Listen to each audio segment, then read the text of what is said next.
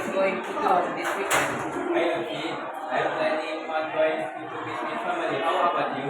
Oh, that sounds nice. I think I'm visiting my grandparents. Haven't seen them for a while. That's a good idea. I hope you will have great time with them. Thank you, Rahmat. I hope your holiday is good for your big trip.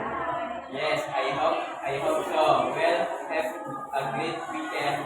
Thank you. Bye. Bye.